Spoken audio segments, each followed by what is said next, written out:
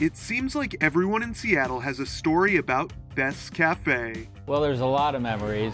My fondest one is me and my friends coming home from a show, usually punk or metal, coming here at 3 a.m. and having the all-you-can-eat hash browns. Located on a bustling stretch of Aurora Avenue adjacent to Green Lake, its walls adorned with hundreds of hand-drawn pictures, Beth's has been an institution in this city since 1954, starting as a nickel slots gambling parlor before morphing into what owner Mason Reed describes as something akin to a punk rock Waffle House.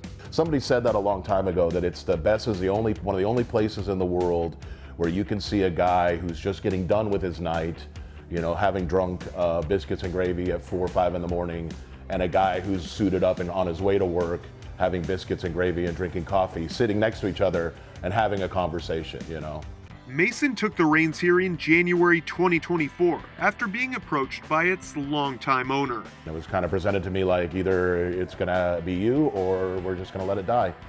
And I didn't want that to happen on my watch. So I love Seattle, I love old Seattle, and I wanna keep as much of the good times alive as I can.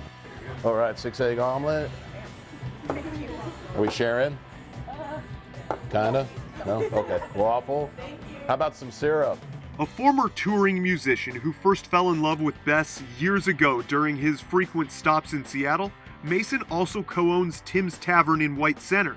And he's a chef who's cooked for some of the biggest names in music. Yeah, you name it, Billie Eilish, Paul McCartney. I made a bean burrito with a homemade salsa for Sir Paul McCartney while his Secret Service or whoever it was stood over my shoulder and made sure I didn't mess with his food. While Mason and the team here are making some subtle tweaks to the menu, like adding a couple of vegan options and producing a lot of sauces and dressings in-house, the best staples, like those famous 12-egg omelets with all-you-can-eat hash browns, well, they aren't going anywhere. There's that old saying that, you don't need to fix what's not broken. There's nothing broken except a bunch of eggs. So I don't want to change much of anything. I love the menu.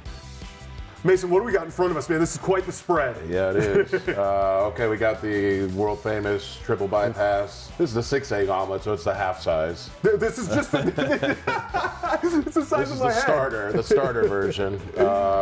Country Benedict, one of the favorites here. And then this is the French toast combo. We got scrambled eggs and bacon and sausage, and our French toast with strawberries and whipped cream. You guys are making these biscuits in-house? Mm-hmm. Oh, yeah. Yeah, everything fresh. Biscuits were baked this morning. That is the magic of a great breakfast. Look at that. Come on. What's not to like about that?